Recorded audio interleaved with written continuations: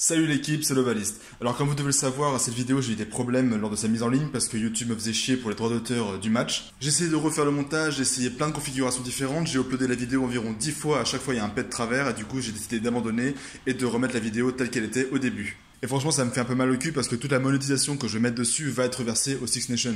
Donc voilà, je suis un peu saoulé mais je compte sur vous pour la partager en masse et faire de cette vidéo un succès. Et d'ailleurs je passe un petit big up à Pierre qui m'a pas mal aidé sur cette vidéo. Avant de commencer la vidéo, je t'invite à me suivre sur mes réseaux sociaux pour avoir toutes les actualités concernant la chaîne. Allez, bon visionnage. Salut l'équipe, c'est Lovalist. On se retrouve pour un nouvel épisode de Retro Rugby et j'en profite pour vous remercier par rapport au retour que vous m'avez fait sur l'épisode pilote de ce nouveau format, ça m'a été très utile. Aussi j'aimerais que vous choisissiez le prochain match à revisiter, vous aurez le choix entre deux rencontres et ça se passera dans les commentaires. Pour ça, rendez-vous en fin de vidéo. Pendant les recherches sur l'Highland School lors de ma dernière vidéo sur les champs du rugby, j'ai remarqué qu'une rencontre avait été mentionnée plusieurs fois pour avoir été le match durant lequel l'Highland School avait été entamé avec le plus de puissance et le plus d'émotion. Du coup je l'ai maté et j'ai trouvé vraiment assez intéressant à analyser et c'est pour ça que je fais cette vidéo aujourd'hui. Il s'agit là encore d'un match de destination mais entre Irlandais et Anglais en Irlande en 2007. Et là, avant de rentrer dans le vif du sujet, il va falloir faire un petit peu de remise en contexte. Alors je vais pas tout reprendre depuis le début, mais déjà si vous voulez en savoir un petit peu plus, je vous invite à regarder ma vidéo sur l'Irlande et sur les champs du rugby. Nous sommes le 24 février 2007, à Croke Park, au cœur de Dublin. Le conflit irlandais touche à sa fin après un retrait progressif des troupes britanniques, retrait qui s'achèvera officiellement en août de la même année, signant la fin d'une guerre civile fratricide éprouvante et entamée dans les années 70. Ce soir-là, les Irlandais reçoivent leur ennemi héréditaire, le 15 de la Rose. Brian O'Driscoll returns to the outside centre spot, to the captaincy. Again, they're at full strength. England, so much rests on what the response will be from that team. Danny Grewcock against Donnachar O'Callaghan. That's a head-to-head to watch out for. And behind the scrum. L'enjeu est double. D'une part parce que ce tournoi 2007 voit pour la première fois du rugby se jouer dans un stade réservé au sport gaélique. En gros, il faut savoir qu'avant cette édition 2007, une règle, la règle 42, interdisait au sport non gaélique de se jouer dans certains stades exclusivement réservés au sport gaélique. Et ce principalement parce que la fédération de sport gaélique est très nationaliste, et que les sports comme le rugby ou le football sont eux associés à l'impérialisme britannique. Le tournoi 2007 voit donc une évolution de cette règle pour le stade Croke Park, qui fut pour la première fois autorisé à recevoir des matchs de rugby. Le premier fut donc Irlande-France quelques semaines auparavant, avant ce fameux Irlande-Angleterre. Mais ce match possède également une importance particulière du fait de l'histoire du lieu. Puisqu'en 1920, lors du premier Bloody Sunday, lors de la guerre d'indépendance irlandaise, une quinzaine de supporters de football gaélique furent tués dans l'enceinte du stade par l'armée anglaise. La victoire est donc obligatoire pour les Diables Verts pour faire honneur au lieu et à la mémoire des victimes. L'atmosphère de ce match est donc chargée d'émotions et l'ambiance atteint son paroxysme au moment d'entamer l'Highland School.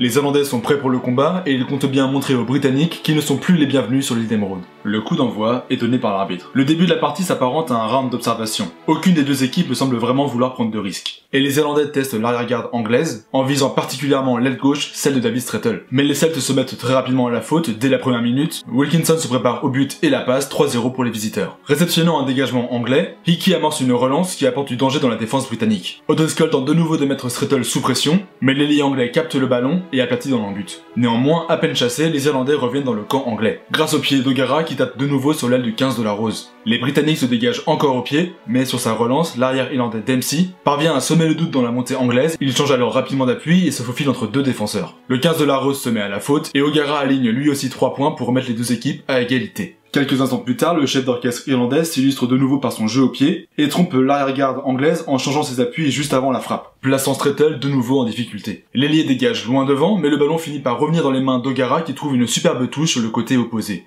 Le demi d'ouverture entame son travail de sape, permettant de repousser les offensives anglaises et de les cantonner dans leur camp. On assiste alors à un échange d'amabilité entre botteurs. Le ballon finit par être capté tant bien que mal par le 8 anglais, qui résiste à O'Gara, mais son cafouillage permet à la défense irlandaise de mettre la pression sur son équipe. Les Britanniques se sortent finalement plutôt bien de cette situation, et réussissent à récupérer un ballon en touche qui permet du coup de lancer leur premier vrai mouvement de la partie. Lancé comme un frelon, Farrell tente de dynamiter la ligne adverse, mais il cafouille le ballon au sol en voulant réaliser une passe après contact. Erreur directement mise à profit par les Celtes qui tapent à suivre. S'ensuit alors une cavalcade effrénée avec des relances de chaque côté. Les Diables Verts trouvent une brèche sur le petit côté, mais Shane Horgan ne parvient pas à réceptionner la balle qui lui était adressée. Le match monte progressivement en rythme et les offensives se débrident. Après avoir récupéré une pénalité en mêlée, les partenaires de Wilkinson investissent le camp anglais grâce à une pénale touche. Malgré une jolie combinaison, David Stretton ne parvient pas à tromper la défense celte. Et comme je trouve qu'elle est assez intéressante à analyser, je vous propose de la détailler un petit peu. Wilkinson attaque la ligne avant de transmettre à Farrell. Le centre a alors deux solutions, intérieure et extérieure, qui viennent fixer la ligne irlandaise. Et du coup, il profite de cette fixation pour redoubler avec Wilkinson qui était passé dans son dos. Sur les extérieurs, Tyndall arrive en leurre pour camoufler la course profonde de Stretton qui était revenu de son aile opposée. L'ailier gauche doit alors disputer un 3 contre 2, mais il choisit de ne pas le disputer et repique intérieur en s'enferrant sur la défense irlandaise. L'attaque anglaise peine à trouver des solutions et se retrouve rapidement sur le reculoir. Et dans ces conditions, les Anglais finissent forcément par perdre la possession. Les Irlandais, eux, par contre, commencent à gagner en confiance. Et le ballon se retrouve rapidement sur les extérieurs. Malheureusement pour eux, David Stretton tape dans le ballon au moment de plaquer, neutralisant ainsi la situation de 2 contre 1. Un instant plus tard, les partenaires de Wilkinson parviennent à stopper la conquête irlandaise et récupèrent ainsi une précieuse mêlée. Le ballon sort pour Wilkinson qui s'appuie alors sur Farrell pour créer un point de fixation au centre du terrain. Cependant, la défense verte est efficace et parvient à gratter le ballon avant l'arrivée des soutiens. L'arbitre siffle pénalité et Ronan O'Gara permet à son équipe de prendre l'avantage au score 6-3. À la 21e minute, Paul O'Connell commence à asseoir sa domination aérienne en contrant un lancer anglais, redonnant par cette même occasion la possession à son équipe. O'Gara en profite pour taper un jeu au pied de pression, merveilleusement bien tapé à l'entrée des 22 mètres anglais. L'arrière britannique se fait alors exploser en vol par O'Driscoll. Mais il parvient tout de même à réaliser un arrêt de marque de façon assez acrobatique. Le 15 de la Rose profite de la confusion pour vite jouer le coup franc, puis il récupère une pénalité à hauteur de la ligne médiane suite à un plaquage haut. À peine une minute plus tard, sur une de leurs touches, les Diables Verts inversent le sens du jeu pour prendre la défense adverse à contre-pied. Horgan décrypte bien la situation puisqu'il voit que ce sont des avants qui se trouvent face à lui, donc il tente de les déborder. Voyant que la défense glisse et qu'il est poussé vers la touche, il n'a donc d'autre choix que de taper à suivre. Sûrement toujours un peu sonné par le plaquage subi par O'Driscoll quelques instants plus tôt, l'arrière anglais ne parvient pas à contrôler le ballon et concède donc une touche dans les 22 mètres. Et là le score va s'alourdir une nouvelle fois pour les Anglais à cause d'une faute bête de Corey qui va s'accrocher à Paul O'Connell dans les airs. Le 15 du trèfle mène donc 9-3. Les Irlandais sentent sûrement qu'ils commencent à avoir le match en main et commencent à tenter des choses un petit peu plus audacieuses, à l'image de cette jolie passe au pied d'O'Gara pour Darcy, qui est cependant interceptée par Lucy. Et là, à leur tour, les Irlandais vont nous donner une belle combinaison à décortiquer. Alors voyons ce qu'on a là. O'Gara saute pour O'Driscoll qui remet dans le dos en croisant avec Darcy. Une combinaison somme toute assez simple mais très efficace. Le premier centre n'a alors plus qu'à naviguer, profitant du surnombre de son équipe. Seulement il faut remarquer que son hésitation à passer permet à la défense adverse de se réorganiser, et ce même s'il faut plusieurs défenseurs pour le mettre au sol. Mais la première réelle occasion de marque intervient quelques temps de jeu plus tard. Sur sa prise de balle, Horgan redresse sa course et adresse une belle passe après contact à son flanqueur. Avant une course de facilement 20 mètres, il résiste au retour de 2 défenseurs, avant de malheureusement se faire reprendre à 5 mètres de la ligne sainte. Le public commence à bouillir. Le match est véritablement en train de s'emballer, et les supporters irlandais se disent que c'est sûrement le moment pour créer le premier break. Seulement, le deuxième ligne anglais, Danny Groocock, se met volontairement à la faute, puisqu'il monte hors jeu sur Stringer pour annihiler l'opportunité irlandaise. L'arbitre français lui demande alors très justement d'aller faire un petit tour sur le banc pendant 10 minutes, le tout sous les huées de Croke Park. Les Irlandais sentent que le vent tourne en leur faveur, et ils veulent donc profiter de l'avantage numérique. Les partenaires de Paul O'Connell décident alors de prendre la touche. Le ballon est bien capté et un moule s'enclenche, soutenu par les 70 000 supporters irlandais. Un peu cafouillé, la balle est finalement envoyée de manière assez acrobatique sur les extérieurs. Merveilleusement bien relayée par la paire de centre Darcy O'Driscoll pour Dempsey. L'arrière n'a plus qu'à filer dans leur but pour inscrire le premier essai de la partie. La transformation n'est qu'une formalité pour O'Gara qui transforme 16-3. Sûrement vexés par leur impuissance, les Anglais vont alors se faire prendre par leur propre agressivité. Plaqué par Lunt, le flanqueur anglais, Dempsey bascule dangereusement et heurte violemment le sol. L'arbitre français fait alors preuve d'une extrême clémence puisqu'il ne sort pas le carton jaune, simple pénalité. Aujourd'hui, ça aurait sûrement été rouge, on va pas se mentir. Les Anglais profitent d'une de leurs rares possessions dans le camp irlandais pour enchaîner les phases de jeu. Tyndall est utilisé en perce-muraille et impacte la ligne irlandaise. Les Blancs progressent rapidement dans les 40 mètres, mais la défense verte ne se laisse pas surprendre et fait jouer l'une de ses armes favorites, le choke tackle. Corey se fait alors coffrer avec le ballon et concède une mêlée. Grâce à ce nouveau ballon, les Irlandais réinvestissent le camp britannique et nous, spectateurs, on va pouvoir de nouveau se régaler avec une autre combinaison. Alors, qu'est-ce qu'on a ? Comme à son habitude, O'Gara saute pour O'Driscoll. Le talentueux centre monopolise l'attention de Farrell et Tyndall, tandis que le placement de Dempsey sur les extérieurs attire le regard de la défense anglaise. Mais O'Driscoll va surprendre tout le monde en croisant avec Horgan arrivé du champ profond, ce qui va prendre la défense anglaise à contre-pied. Bien lancé, l'ailier est finalement stoppé à 5 mètres de l'embut anglais. Malheureusement, les Diables Verts ne pourront conclure cette belle action à cause d'un terrible en avant. Mais les Irlandais n'ont pas dit leur dernier mot, et David Wallace étouffe le départ du 9 anglais en ramenant Ellis dans son embut. Il récupère donc logiquement la mêlée. Les Celtes commencent rapidement à monter en puissance, et ça se sent. Suite à la mêlée, ils insistera et Horgan est de nouveau arrêté près de la ligne. Mais Wallace, encore lui, va finir le boulot en emportant 3 défenseurs avec lui dans l'embut. Essai accordé et transformé. Les Irlandais prennent le large et rentrent au vestiaire sur le score de 23-3. Les statistiques à la mi-temps reflètent plutôt bien la physionomie de la rencontre. Les Irlandais dominent alors la possession et l'occupation, mais surtout ils ont gagné 9 ballons dans les 22 mètres anglais, quand ces derniers n'en ont glané qu'un seul. C'est un coup dur pour une équipe d'Angleterre qui est battue dans tous les secteurs et qui ne parvient pas à trouver la faille pour renverser la vapeur. Dès le retour de la mi-temps, le match semble reprendre sur les mêmes standards. Et Tyndall se fait contrer à 10 mètres de son embut. Avertissement sans frais pour les Roastbeef qui sont de nouveau cantonnés dans leur 22. Et même si Ellis parvient à s'échapper sur une quinzaine de mètres, ce dernier se fait arracher le ballon au contact. Les Gaéliques s'empressent alors de jouer et profitent de la désorganisation défensive britannique. Mais ils vont perdre le ballon sur une belle faute de main.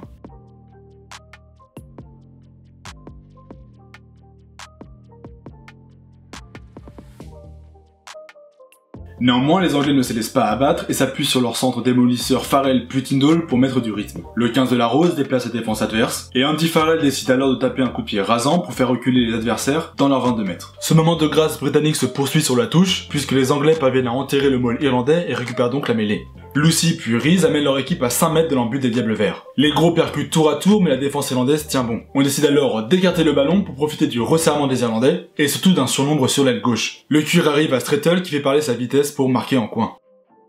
Wilkinson transforme et ramène son équipe à 16 points des Irlandais. Mais les Anglais vont devoir un peu se manier le fion s'ils veulent combler l'écart. Malheureusement pour eux, Wilkinson tente une pénalité à 50 mètres, mais elle ne passe pas. C'est un choix que je trouve personnellement assez curieux, je pense que dans un match comme ça, il aurait mieux valu prendre la touche pour essayer de rattraper au plus vite les Irlandais. Galvanisés par cet essai, les Anglais repartent à l'attaque et organisent de beaux lancements de jeu, mais cela se traduit bien trop souvent par des en avant regrettables. Leur persévérance finit toutefois par payer. Et même s'ils ne parviennent pas à briquer la défense irlandaise, leur rythme permet de la mettre sous pression. Ce qui va donc logiquement les pousser à la faute et Wilkinson ajoute 3 nouveaux points. Cependant, les Irlandais recreusent de l'écart et O'Gara passe 3 nouveaux points, 29-13. Le match commence à se découdre, on tente des deux côtés. Les Irlandais cherchent à assommer leurs adversaires tandis que les Anglais, eux, surjouent pour rester à flot. À la 63e, les Irlandais sont à 2 doigts de marquer leur 3e essai. Ils profitent d'un surnombre sur l'aile gauche avec une sautée d'Odriscoll pour Dempsey. Dempsey donc qui progresse avant de servir Horgan à l'intérieur. Le grand ailier va au contact et enclenche un maul avant de se faire arracher le ballon par O'Driscoll qui s'écroule dans l'embut sans toutefois parvenir à aplatir. Mais cela ne fait rien. Sur la mêlée qui suit, Dennis Lemmy s'échappe et fait du dégât dans la ligne défensive anglaise. Celle-ci subit l'impact et le ballon ressort rapidement pour O'Gara, qui adresse une superbe passe au pied pour Horgan.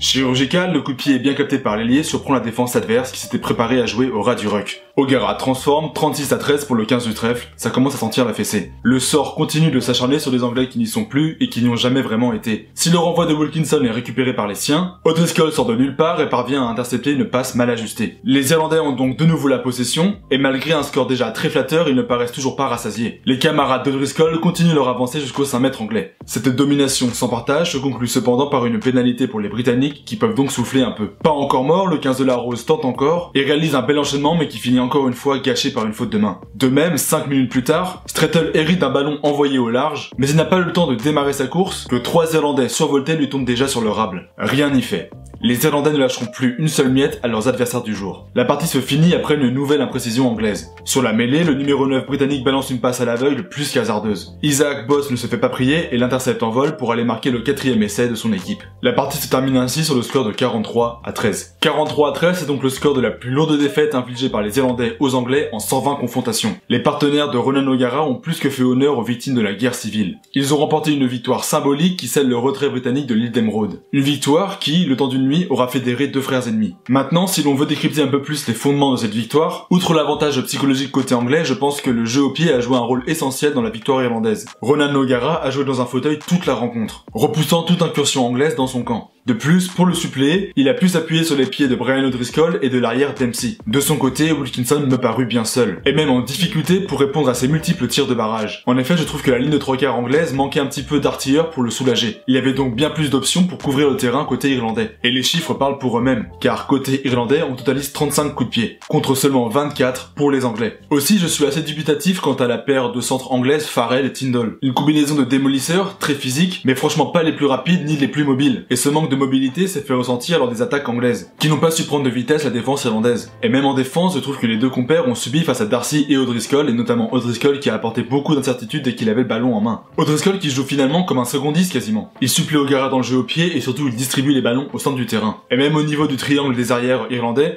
Hickey, Organ et Dempsey, tous les trois ont été de véritables faux follets qui ont su amener du danger aux quatre coins du terrain. Et en comparaison, côté anglais, je trouve que Strettle a été le seul vraiment à surnager, mais il a manqué de soutien et un petit peu de réussite dans sa finition. Si on retourne devant, je trouve que le pack irlandais a surclassé son adversaire dans l'exercice. Bien plus tranchant, les avant-verts ont su impacter la ligne anglaise à l'image de Dennis Lemmy, de David Wallace ou de Paul O'Connell. Leur activité en défense a aussi permis de mettre le 15 de la Rose sous pression et même de récupérer plusieurs ballons au grattage. Et même au niveau de la conquête, les Diables Verts ont dominé les airs en touche et ont plusieurs fois imposé leur supériorité en mêlée. Et dans ces conditions, il était impossible pour les Anglais d'avoir une possession propre et d'espérer quoi que ce soit d'autre. Et en général, je trouve que l'équipe irlandaise a fait preuve de beaucoup plus de vitesse dans son placement et dans l'exécution de ses mouvements, comparé à l'équipe anglaise qui n'a pu que très rarement tromper la vigilance de son adversaire. Il m'a aussi semblé que Ellis, le numéro 9 anglais, a vraiment peiné à dynamiser son équipe. J'ai eu l'impression que les transmissions étaient lentes, presque lourdes et même parfois imprécises. L'imprécision est d'ailleurs une des causes principales de la défaite anglaise selon moi. Il n'y a qu'à voir le nombre de ballons perdus sur des fautes de main. Et si l'on ajoute à cela une pincée d'indiscipline, il devient impossible donc de se maintenir à flot. Si j'ai choisi de parler de ce match, c'est tout d'abord parce que son contexte m'a intrigué et son atmosphère chargée d'histoire et d'émotions m'a profondément marqué. Ce fut un match joué par des légendes de ce sport, avec bien sûr un duel de 10 entre Ronan O'Gara et Jonny Wilkinson, mais surtout avec la présence de joueurs comme O'Driscoll, O'Connell ou même encore Rory Best. C'est aussi un match que nous, Français, ne connaissons pas forcément, et je trouvais donc intéressant de vous en parler. J'ai vraiment apprécié en faire son analyse et j'espère que vous aussi, du coup. Ce que je vous propose maintenant, c'est que pour la prochaine analyse de Retro Rugby, ce soit vous qui choisissiez en commentaire. Le premier, c'est la demi-finale de la Coupe du Monde de 95 entre la France et l'Afrique du Sud. Et le second, c'est un match du Four Nations en 2000 entre l'Australie et la Nouvelle-Zélande. J'attends donc vos votes dans la section commentaires et si vous avez d'autres matchs à me proposer, n'hésitez pas. Si cette vidéo vous a plu, je vous invite à mettre un pouce bleu, à la partager, à vous abonner et à activer la cloche. Ça m'aide beaucoup à faire connaître mon travail. Retrouvez-moi aussi sur mes réseaux sociaux et sur ma page YouTube. En attendant, je vous dis à la prochaine et n'oubliez pas que chez nous le rugby, c'est une coutume.